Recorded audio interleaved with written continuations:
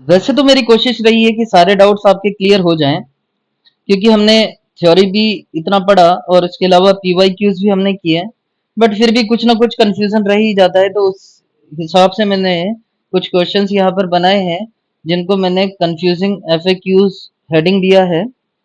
तो हो सकता है कि ये आपके डाउट हों। ठीक है, तो देखिए, जैसे यहाँ पर ये फोटोसिंथेसिस का रिएक्शन है और इसमें क्वेश्चन पूछा गया है कि sir there is still confusion in this reaction, how are the atoms distributed in reactants and products. अभी भी कंफ्यूजन है सर कि ये CO2 H2O इनका डिस्ट्रीब्यूशन ट्रांसफर किस तरह से रिएक्टेंट टू प्रोडक्ट हुआ है। ठीक है, तो चलिए, क्योंकि हमने पहले मैंने ये NADH प्लस H प्लस और ATP बस ओनली आपको ये बता दिया था कि ये एसिमिलेटरी पावर है।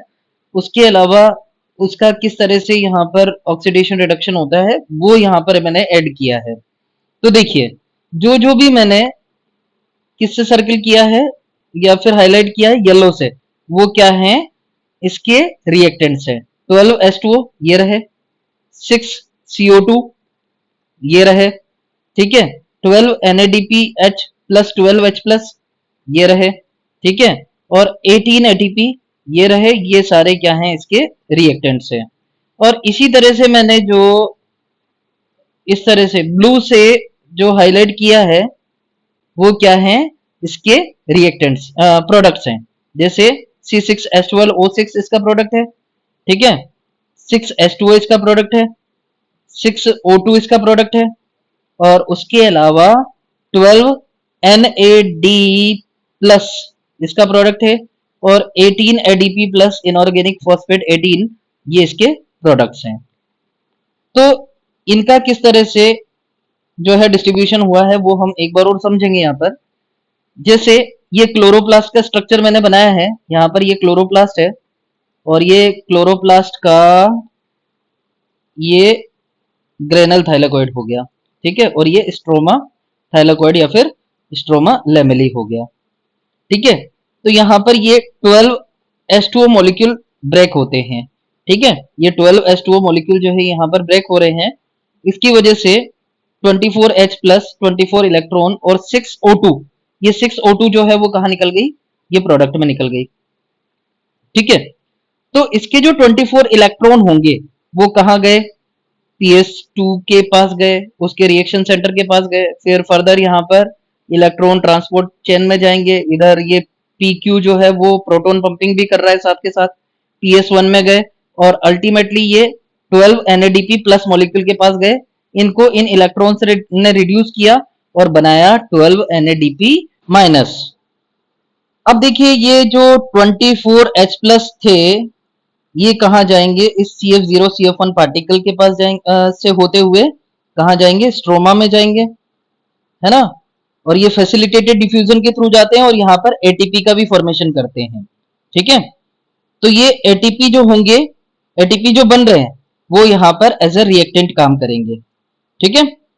अब ये जो 24H प्लस है, जो 24H प्लस होंगे वो किसको रिड्यूस करेंगे, 12 NADP माइनस को, और यहां पर बनाएंगे 12 NADPH प्लस 12H प्लस, और ये भी किसका काम करेंगे, रिएक्टेंट का काम करेंगे, ठीक है। अब देखिए, अब फर्दर क्या होता है, हमने क्या क्या बना लिया यहाँ पर, जैसे 12 NADPH और 12H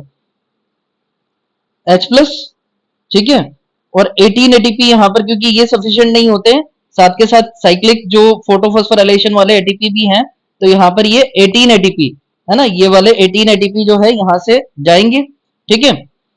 अब देखिए होता क्या है, जो 12 NADPH प्लस 12H प्लस बने हैं ये वापस ऑक्सीडाइज होते हैं, ठीक है, वापस ऑक्सीडाइज होते हैं। बाहर से क्या आया, CO2, कौन आया, CO2, ठीक है। CO2 के 6 कार्बन और 6 ऑक्सीजन इसके जो 12 NADPH प्लस 12H प्लस के ऑक्सीडेशन से बने हुए 12H प्लस और 12 इलेक्ट्रॉन है, इनसे क्या होंगे, रिड्यूस होंगे, और ये बना लेंगे वन मॉलिक्यूल ऑफ ग्लूकोज। इसके 6 ऑक्सीजन बच रहे हैं CO2 वाले, इनको भी बचे हुए जो 12H प्लस और 12 इलेक्ट्रॉन है ये रिड्यूस करेंगे, और यहां पर बना लेंगे 6H2O। ठीक है, तो क्या क्या बन गया था यहाँ पर, एक तो ग्लूकोज मॉलिक्यूल बन गया और 6H2O बन गया। ठीक है, अब देखिए फर्दर यहाँ पर ये जो 18 एटीपी थे, ये जो 18 एटीपी जो बने थे साइक्लिक और नॉन साइक्लिक के थ्रू, है ना, ये इनके साथ 12 NADPH प्लस 12H प्लस के साथ यहाँ पर काम करेंगे रिड्यूसिंग पावर का। ठीक है, क्योंकि ये form during non cyclic as well as cyclic photophosphorylation. ठीक है, तो ये भी यहाँ पर एसिमिलेटरी पावर का काम करेंगे जब किसका फॉर्मेशन करवाना हो, ग्लूकोज का फॉर्मेशन करवाना हो। ठीक है, तो ये रिएक्शन यहाँ पर होता है। ठीक है, तो ये मैंने इसको और अच्छे से समझाने की कोशिश की है, एक बार आप इसका स्क्रीनशॉट ले लेना। ठीक है, और खुद से समझने की भी कोशिश करना, पूरा चैप्टर यहाँ पर इसमें समराइज होता है। ठीक है, तो अब नेक्स्ट क्वेश्चन हम देखते हैं। Sir, which is the first electron acceptor in non cyclic photophosphorylation? What to do if pheophytin is not in option? होगा भी नहीं। ठीक है, क्योंकि फियोफाइटिन आपको एनसीईआरटी में दिया हुआ भी नहीं है। ठीक है, तो आपको पता है PS2 से इलेक्ट्रॉन फियोफाइटिन के पास जाता है, बट अगर फियोफाइटिन ऑप्शन नहीं है, जो कि होगा भी नहीं, ठीक है, तो आपको क्या करना है, प्लास्टोक्यूनोन ही करना है। ठीक है, जैसे एक क्वेश्चन भी आया था कि प्लास्टोक्यूनोन कहां से कहां इलेक्ट्रॉन पहुंचाता है। ठीक है, तो वो PS2 टू साइटोक्रोम कॉम्प्लेक्स में इलेक्ट्रॉन पहुंचाने का काम करता है। ठीक है, तो ये प्लास्टोक्यूनोन ही आपको first electron acceptor in non cyclic photophosphorylation देखना है। Sir, tell once about ATP and NADPH plus H plus requirement in C3 and C4 plants। ठीक है, बता देते हैं। C3 प्लांट की बात कर लो, तो C3 प्लांट में क्या होता है, सपोज पहले ATP हम लिख लेते हैं और NADPH प्लस H प्लस हम लिख लेते हैं। 1 CO2 फिक्सेशन के लिए 3 ATP और 2 NADPH plus H plus required होते हैं। 2 CO2 के लिए 6, 4 ऐसे करते जाओ। 3 CO2 के लिए 3 और जोड़ दो 9, इसमें 2 और जोड़ दो 6। ठीक है, एक ग्लूकोज के लिए 6 CO2 रिक्वायर्ड होगी, है ना, अगर एक ग्लूकोज का पूछता है, ऐसा क्वेश्चन हमने किए भी हैं PYQs में। ठीक है, तो इसमें कितने हो जाएंगे, 18 ATP and 12 NADPH plus H plus.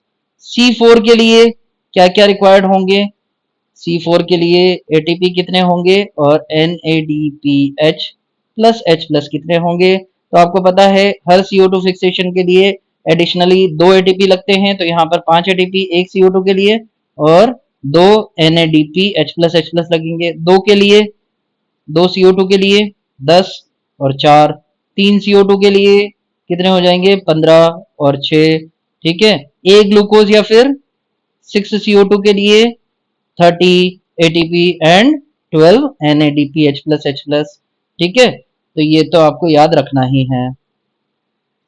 Sir, uphill and downhill directions in photophosphorylation is according to redox potential or energy? Actually it is according to energy, but NCERT में हमें redox potential दिया हुआ है, तो हमें redox potential के according ही उसको लिखना है। ठीक है, जो भी बात है NCERT की उसी को हमें सही मानना है। जैसे PS2 से इलेक्ट्रॉन गया था, है ना, ये अपहिल गया फिर डाउनहिल गया। ठीक है, फिर अपहिल गया जेड स्कीम में, फिर डाउनहिल गया। तो अपहिल जा रहा है तो according to NCERT redox potential बढ़ रहा है, डाउनहिल जा रहा है तो रेडॉक्स पोटेंशियल घट रहा है ना। तो आपको रेडॉक्स पोटेंशियल के रेस्पेक्ट में ही इसको याद रखना है। Last question, sir which is the terminal electron acceptor in non cyclic photosphorylation and cyclic photosphorylation? आपको पता है जैसे ये साइक्लिक फोटोफॉस्फोराइलेशन था, है ना, ऑलरेडी हम इसको पढ़ चुके हैं। तो ये जो cyclic photophosphorylation non cyclic photophosphorylation था, इसमें कौन था, NADP प्लस था, terminal electron acceptor, last electron acceptor. ठीक है, तो यहां पर क्या होगा, नॉन साइक्लिक में तो कौन होता है, NADP प्लस होता है। ठीक है, और साइक्लिक में क्योंकि आपको पता है इलेक्ट्रॉन वापस घूमकर PS1 के पास आ रहा है, तो PS1 का जो रिएक्शन सेंटर होगा वही क्या होगा, लास्ट या फिर टर्मिनल इलेक्ट्रॉन एक्सेप्टर होगा।